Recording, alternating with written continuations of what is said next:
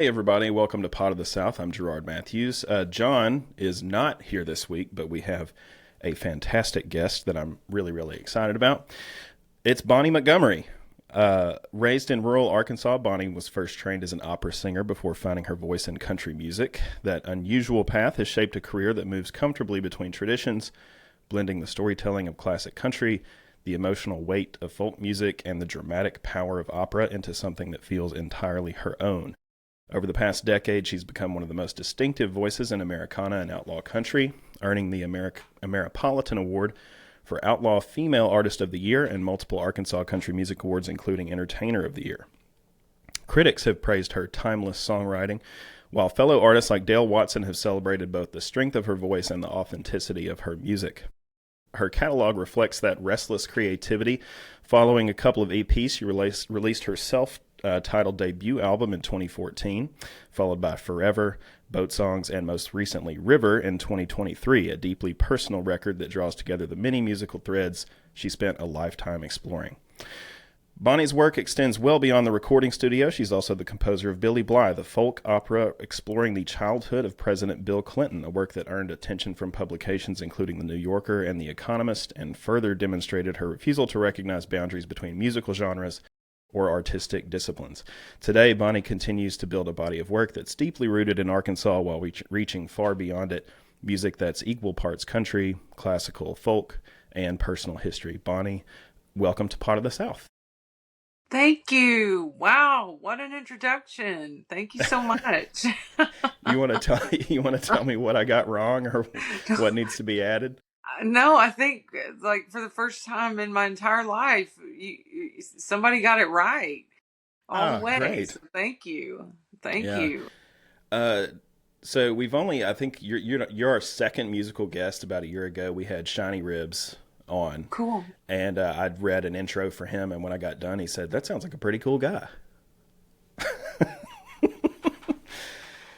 So thanks Yeah. for being here. I know you're like always busy, Thank you. and I don't know of anywhere else to start other than tell us a little bit about where you're from and kind of how that shaped what you turned into as an artist.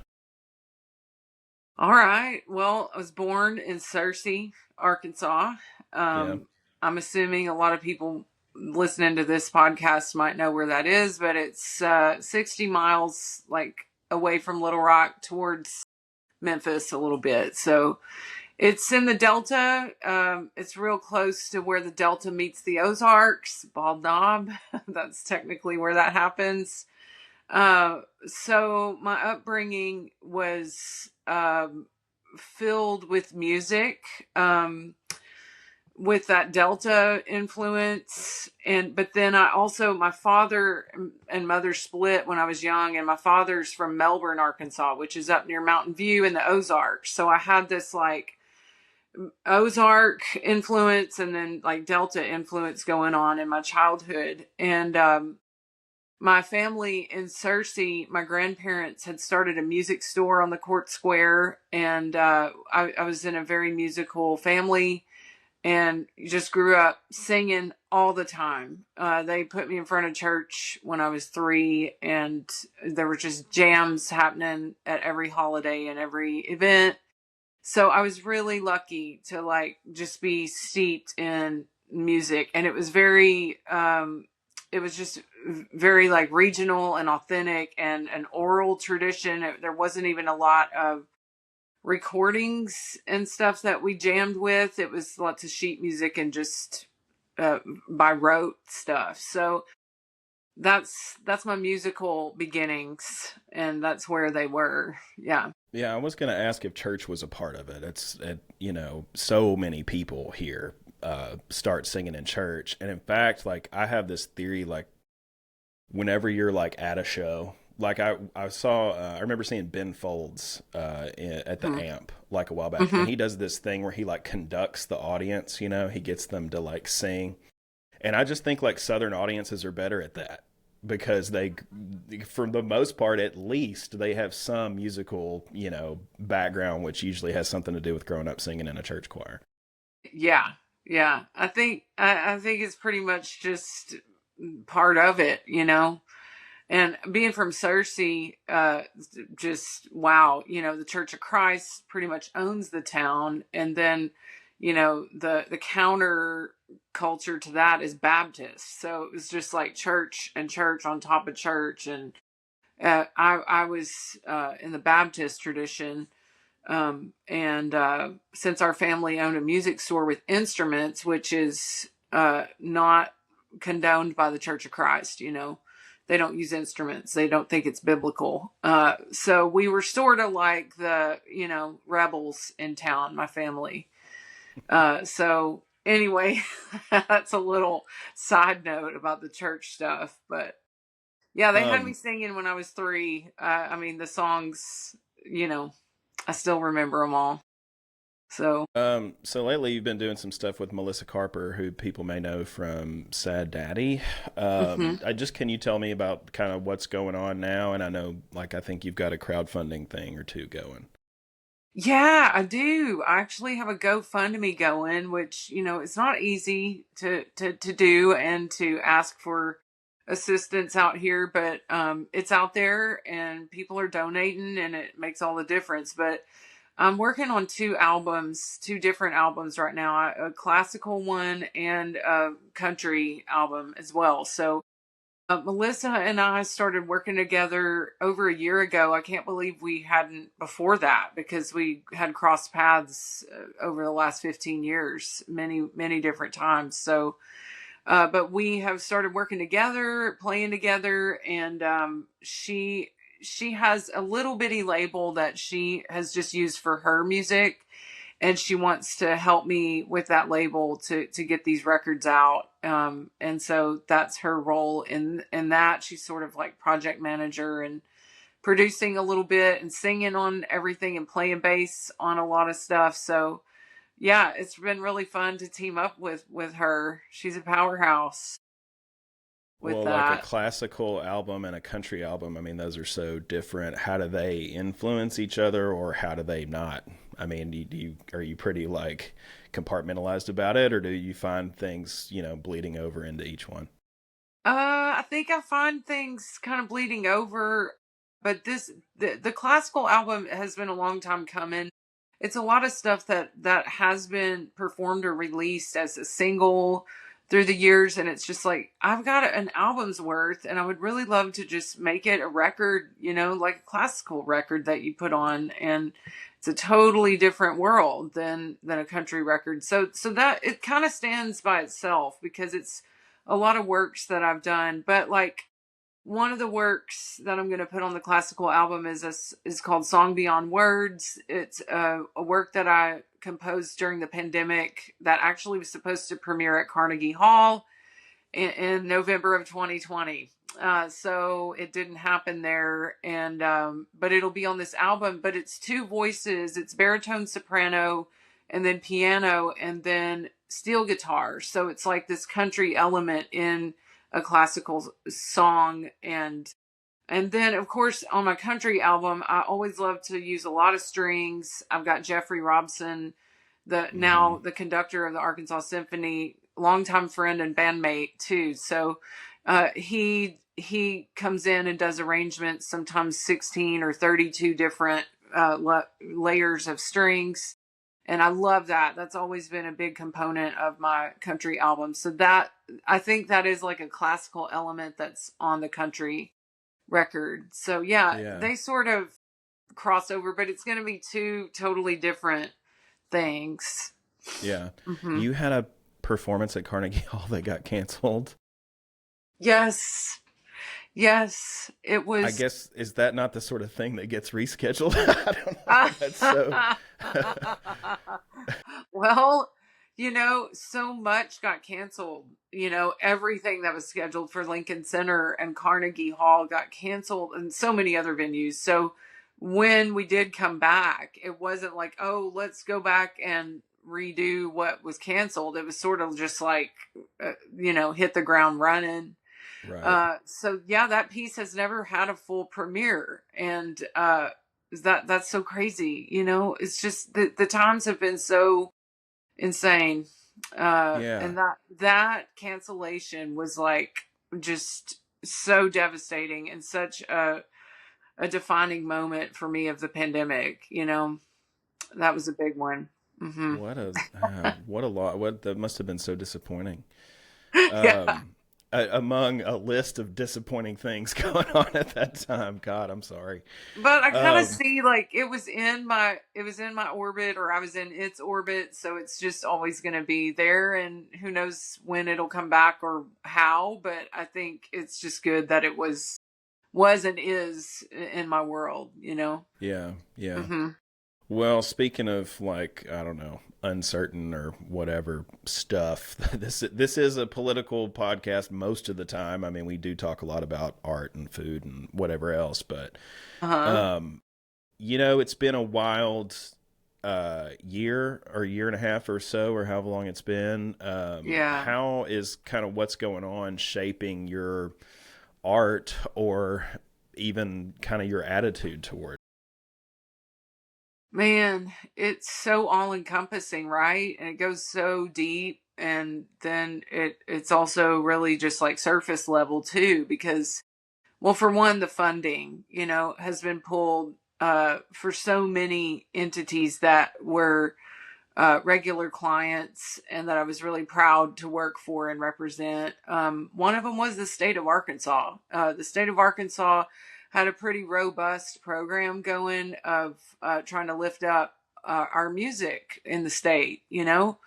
Um, and for instance, I went and sang for the Canadian consulate in Toronto, and that was for the state of Arkansas. I was representing the state. They sent me to Denver to do something about Arkansas tourism.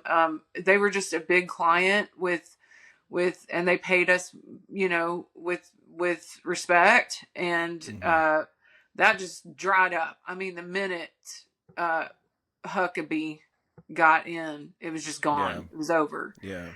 Uh, I'm not sure exactly which programs she slashed immediately, but it definitely affected us. And then also the House of Songs was and is everyone who runs the House of Songs is amazing, and that's based in Bentonville, and that's been a big client of mine for many years now, and almost acted as a label and liaison in the industry for me, and also housing. They have the beautiful house where you can have residencies, and anyway, their funding was from the Walton Foundation mostly, and that also got pulled Hmm. immediately. So those two big clients, and then just the overall strain in the economy, and an overall just shift, I think, in consciousness about the importance of the arts and the humanities has definitely affected my work and my finances. Yeah. When you say like an overall shift in consciousness or approach to that stuff, are you talking about like AI kind of taking up a lot of that air, or what? What are you talking about specifically? Yeah, I think the AI thing is huge, but also it's something's happening with live music. Everyone I know, and this is so like depressing because I believe it's going to come back, and I Hmm believe there's a human need for connection through music. But like all of my friends are noticing that ticket sales are down. I don't know if it's because people can't afford the tickets, or if hmm there's some, especially in the younger generation, I feel like there's just a disconnect in how to even engage with live music in life. Hmm I see it when I play in venues, and especially if it's not like a big theater that's just for a musical production. If it's like a bar or an event, it's like people don't really know how to act or hmm uh, enjoy live music. It's really strange. It's like a cultural disconnect. I Yeah, don't know if it's generational or what, but yeah. yeah, Well, and maybe like you said, like the pandemic kind of took people out of practice, a little bit of yeah, like going to yeah. see things. Hmm. We saw Hmm. James McMurtry the other night, and there was a group Amazing. of people toward I mean, he was fantastic. And like Yeah. most of the crowd was great, but there was a group of like four people in the back, and they were just talking and, cutting up. And I'm just like, and they were so drunk, and I was just like, why are you here? Like, if you're not even gonna like just don't do that. Don't do Yeah. something at a show that like separates you from the other people that are there. Having like aside from that though, I have found like especially over the past year, I've made like a more conscious effort to like go to shows, Thank you for that. and Awesome. like I remember seeing My Morning Jacket at in Northwest Arkansas about a year ago. And that was kind of like that when that feeling, because it was just like so hopeless at that time. Like you just all this political stuff, all this noise, I but to know. just be in a space with that many people who are excited about the same thing, and you had this feeling of like we're probably mostly like minded here. It's just been like going to see live music is when I've felt most, a part of something like over the past Yeah. couple of years. And I think Yeah. people crave that, maybe just don't know where to find it. I don't know. Right, right.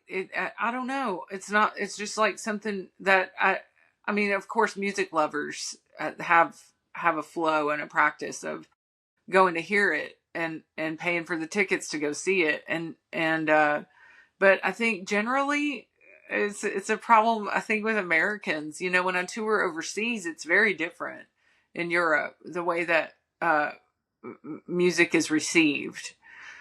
So I just think there's some kind of disconnect going on so many levels. It's problematic, but I do have hope for it, and I do think that like I said, there's just a human need to connect through music, and also, even if you're not like minded, when you're at a concert and you're sharing that experience, those barriers just get dropped. Yeah. Music is a connector and a healer. So yeah, I believe that it's gonna prevail, but we're just in Yeah. a weird time right now. Well, and there's something about conservative administrations. Um, it's almost like they realize that like art and artists are something they can't control, Yep. and they don't like that. Mm-hmm. Mm-hmm. Like there's almost this disdain for it. I mean, like Trump wouldn't know like a good piece of art if it slapped him in the face, No. But like you said, on a smaller level, like on a state level, uh, you have all these people on that side that pretend that they like Lee Greenwood and Kid Rock. Like Right. what the fuck? Right. I know. It's so bizarre. Yeah.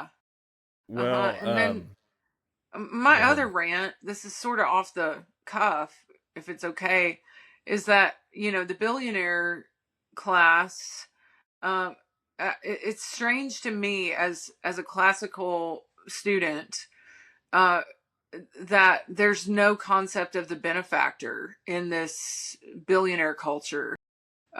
We wouldn't have Beethoven, we wouldn't have Mozart, we wouldn't have anything that we got if there wasn't a benefactor that supported that artist. Like for Beethoven, it was the courts and it was noblemen, Russian people, Austro-Hungarian Empire people, but they knew that they were needed and it was necessary for them to take artists under their wing and fund them.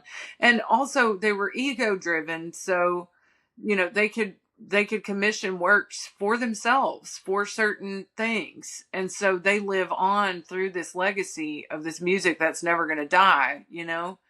um Yeah. Same with architecture, and you know I just don't understand why that's not really a concept that's in practice right now. So that's my other Well, rant. I think it's kind of like I was trying to maybe work up to this a second ago, but Hmm. they think they've done it with AI. They think they can just surpass all of it. They don't. We don't have to have art if we can have a machine make it for nothing. I mean that's really sad, but that's what they think, right? That's so sad.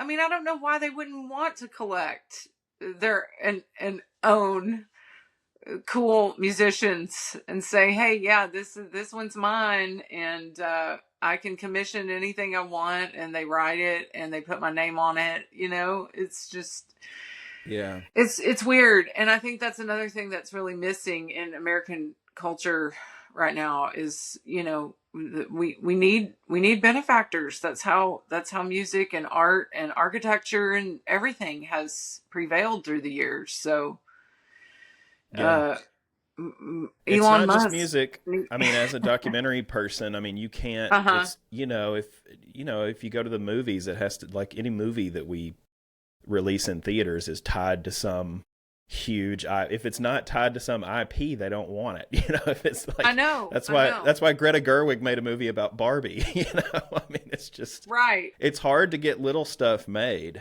Mm-hmm.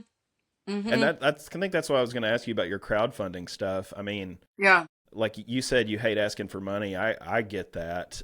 I've known some filmmakers that they fund their documentary projects through crowdfunding. It's not. I've just never got up the guts to do it. But have you found that to be a good avenue to getting some stuff made?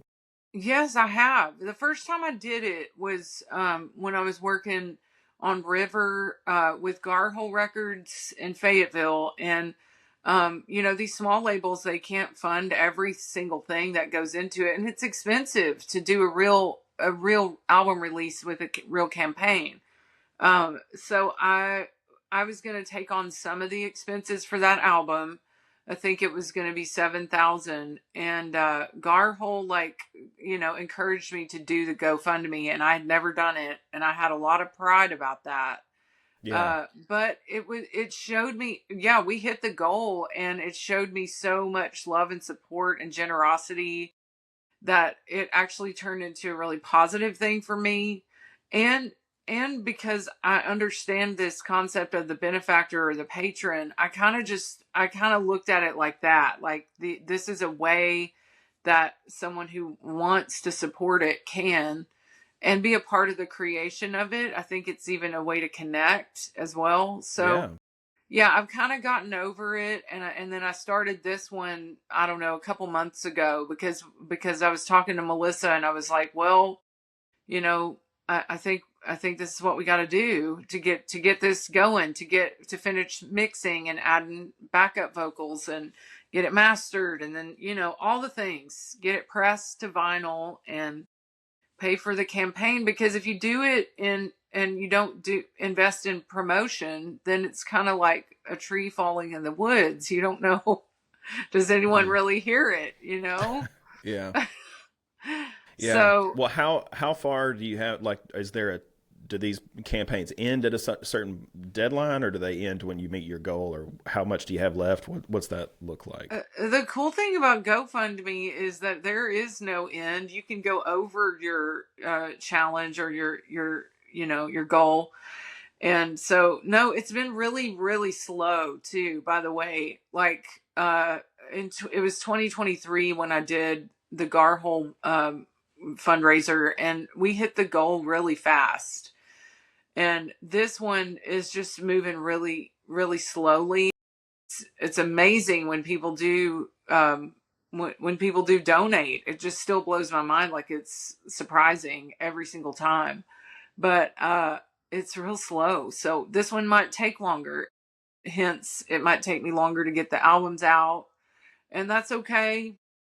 Yeah, I kind of feel like weird putting music out right now. I don't feel weird putting the music out, but I feel weird like asking people to pay attention to it, because it's like there's so much bigger issues going on. But I do feel like music is very necessary for the revolution. yeah. Well, and people want something else to pay attention to, I think. Uh-huh. Yeah. It's interesting that you brought up that aspect of like the crowdfunding thing, that there was like some unexpected benefits to it. One of them being which, Yeah. like, that's a great way to kind of build a community. Exactly. And to be like, whoa, that person's been like coming to my shows all these years, but I had no idea that they like were were real like that about it, Hmm. and want to be like in the building blocks of of my project with me, you know, and it kind of gives you this collective feeling like everybody's in it with you. Yeah. There's a Yeah. lot of positives to it. Yeah. Yeah. Hmm. Speaking of like politics and all the noise and all the stuff that's going on, what are some things you do or you that you kind of feel like you have to do to kind of stay sane or to make sure you don't get that you keep some balance, don't get overextended with it? Oh man. I think just focusing on the moment, you know, focusing on the day, focusing on my health, um, my joy, um, having fun, you know, I think that's really important because and I kind of think of it as the work, in against the fascism and everything, because if I'm healthy and I'm capable, then I can help others and I have the energy to keep fighting. So I kind of think of like pouring energy into my health and my happiness is part of the revolution, especially as a woman, because I think we've been taught not to ever focus on ourselves, especially as a Southern woman. You know, you give, give, give. You're so good. You cook for everybody. You go to the hospital and visit everybody who's sick, and you know, put everybody else first. But then when you break down, you can't help everybody anymore, right? Um, I don't know. That's a little bit of a rant. And I think rest is like an active revolution because we've been taught not to and almost to feel guilty and shameful about resting. That's just bull. I don't know if we can curse on this. Yes, you can. It's That's bullshit. bullshit. It's just it's part of the whole, you know, uh, just worker bee Like grind mentality. culture. Yeah. Yeah. Uh huh. So I that's what think I you're do. right. Like I've been trying to just like focus like making a like a little list of just like things that make me happy and then trying to like put those on the calendar, you know? Like Yeah. Uh huh. I mean, I really like cooking, you know, and like I've Mm-hmm. been like on this kick of like cooking pizza at home and I'm just getting like so much joy out of that. It's just like fantastic. But yeah, you Yeah. got to find those little things and like lock in on it for a minute. Um I did want Yeah. to ask you about the opera that you wrote. Like, how old were you when you wrote that? Oh, The Billy let's see. Blythe thing. I was writing it in my 20s. It took several years to finish it, but I I think I was like 26 to 29 Yeah. when I wrote that. Yeah. I wondered. I mean, that was a like that's a pretty like incredible artistic achievement for somebody who Thank hasn't hit you. 30 yet. But like, what Yeah. did you? So it's like two questions. What did you learn about like Bill Clinton and kind of his upbringing and whatever? And then also, what did you learn about yourself through the process of making that? Oh man. Well, you know, I was just really inspired by Bill Clinton's story and his book, My Life, which is very long and very dense. But the first like 6 chapters are about his boyhood and his growing up.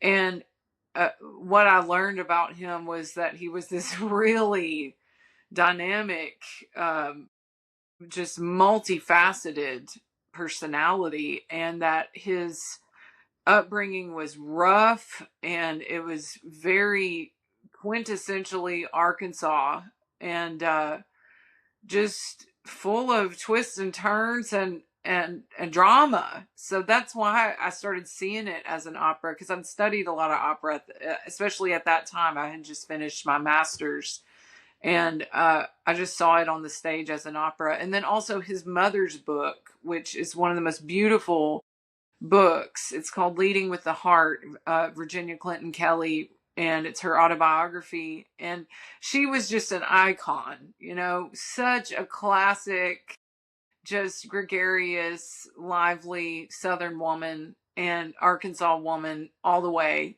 And so her entire book helped me uh, get inspired to write it.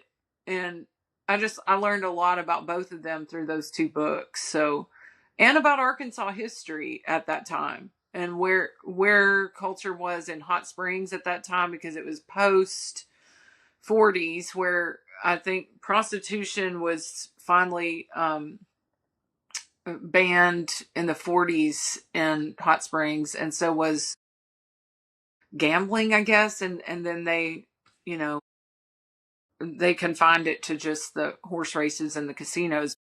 And that, anyway, culture in the 1950s in Hot Springs was also something I learned a lot about, because Yeah. the opera is set in 1959 in Hot Springs. What was something you learned about yourself throughout the making of that? You know, I I learned a lot about my compositional voice, and that I had this ability to sit down at the piano and just write. And I had never studied composition in school. So that was a surprise. But also some of the scenes, it was based on true things that happened, but there was some embellishment and some fiction. But I now when I look back on some of the scenes, it's actually like parts of my life and my Hmm. family life that were coming out in it. Like my mom and dad, they divorced, but my mother, I think, was forever in love with my father, and that sort of bled over into this the love that Virginia had for Bill's deceased dad.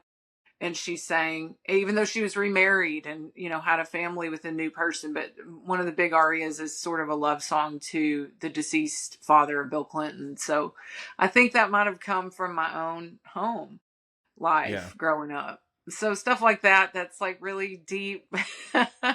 That comes out a lot in music. Music is such a mysterious thing, and it's sometimes it can be really prophetic, and you don't even know what you're writing about until later. So yeah. Yeah, 100%. Hmm. There was the Bruce Springsteen. Do you remember that show Storytellers on VH1 Yeah, of a long time course. ago? There Oh was the yeah. Bruce Springsteen one. I can't remember what song it was. It was this really dense, really like meaningful song, and he went line by line and explained every line and what the symbolism was and what it meant and how it fit into this larger picture or whatever. And then he got to the end of it and he goes, "Now, what about that did I know at the time? Nothing." What? Like it was only after years and years that it started to sink in like what the song was actually about and where it came from, and it obviously came from a lot of his personal stuff. So yeah, I think that stuff ends up in our art whether we know what we're doing or not. I know, it's strange. I think I've written songs that actually kind of predicted the future or told the story of what was going to happen. And then later, like 10 years later, when I listen to the song, I'm like, whoa, just cold chills. Like, what? That's how that ended up happening. Like, what? Anyway, it's magical. It's cosmic, it's Yeah. mysterious. Hmm. Well, to be an artist is such a difficult thing. It's like we've talked about with all the, like just the declining sales, the lack of funding, um, just how hard it can be to like get the money to put a record together and then Yeah. just live comfortably. Hmm. um, Yeah. what is it? What is it about that life that you're just like, this is what I'm doing? Oh man. Well, I think it's just that I don't know any other way at this point. Not that I couldn't learn or something else, but it's just it's my life. It's my livelihood. It's how I relate to the world, and it's my work. It's how I feel that I'm uh, alive, and what I feel like I'm here to do. Like what I'm supposed to leave behind, I think is music once I'm gone. It's just this, in a way, it's not a curse, but sometimes you're like, this dream, is like stuff. It's undying, and Hmm. it won't let me go. So it's sort of like it's not really my choice. Right. Yeah. Um, So you've been at this long enough. I'm sure you've hit in slumps where you don't feel very creative. What do you do when you're feeling blocked or when you just need to get started? Is there a way that you can kind of trick yourself into being creative? Do you just take a break? What do you do when you're feeling kind of blocked? I sort of lean into needing a break. I lean into that I'm not, real lit up and like in a frenzy writing things all the time. I sort of just let that phase be what that phase needs to be, because I think that's when you're ruminating and you're like building, giving room for something new to come in. But if something needs to get done and I got to sit down and do it, it's always surprised me that I can just sit down and make myself do it, almost like a crafts a skill instead of a muse coming in, and I think that might come from all the training with the classical training. Because, like, for instance, when I was composing, when I compose classically, I can just make a schedule and sit down at the piano and do it, and something will always come. Hmm. So there is this sort of disciplined way I can approach it and still get things done. But it's a lot more fun to just be in a creative storm and like be having dreams every night and waking up in the middle of the night and running and going and writing it down, and Yeah. that's the fun part. But I think it's still possible when that's not happening to just kind of apply myself. But a lot of times, if it's not, I just let myself have a break and Yeah. believe that I just need the space for the next thing to come in. Yeah. Um, I think we're getting to about the end of it here. One of the things that Okay. we always like to talk about at the end is just kind of books or music. Like, what are you reading? What are you listening to that you would recommend to people? Oh, well, let's see. I just discovered Andrew Bird. Everybody knows him, but I just discovered him. I'm listening to a lot of Philip Glass because and playing a lot of Philip Glass at the piano because my friend Zachary James is a friend of Philip Glass and just yesterday premiered a big work by him. So that's been on my mind. And I'm reading some fun, easy books like Stanley Tucci's book about food, and this other book that I found about freight train travel, and it actually mentions Buzz Blur, the Arkansan guy who's famous for the graffiti on the trains, and that's fun. Just I'm kind of keeping it light right now with my reading. Yeah. So, Yeah. and I'm Yeah, always reading no, I psychology definitely need books. an escape. I've always got I I don't need I don't need any more like news or like deep thought I know. when it's like time to go to bed. Um No. It's so hard right now. So yeah, I mean, in a way, I'm escaping too, man. I'm right there with you. well, Bonnie, this has been a lot of fun. So thank you for being so like open and frank and honest about what's going on. And if people want to go donate, like how can they find these crowdfunding projects you've got going? It's pretty easy. Like if you go on Instagram and go to my link tree, it's right there. I've put it on Facebook several times, so if you just scroll a little bit on my Facebook, you'll see it. I'm sure if you just Googled GoFundMe and my name, you could find it. But thank you for asking, because every donation, like, it lights my entire world up and makes me feel so much wind in my sails. So thanks for mentioning that. One thing I forgot to ask. I Yeah. think I know the answer to the first part of this question, but I wanted to ask you, like, what's your favorite place to play here in Arkansas, and then what's your favorite place to play outside of Arkansas? Yeah, I'm sure you do know the answer to the first one. Of course, it's our tavern, the Whitewater. God, that place just, you can't, there's no other place like it. There's just not. We're so lucky that that's our bar. You know what I mean? Yeah. Hmm. I Because feel it's that just way so every time I cool. go in there. What'd you say? I feel that way every time I go in there. That it's Yeah, just like it feels almost sinful to have it that good with a place I like that. know. Like, we are so lucky. Like, I was just thinking about like the way you feel when you're leaned up on that bar and there's the rail underneath, and the way it, just the height that it hits your foot, and it's just like that's what a bar is supposed to feel like. And there's Hmm. some people in this world that will never know. Anyway, so and outside of Arkansas, wow, there's been so many places. That's a really tough one.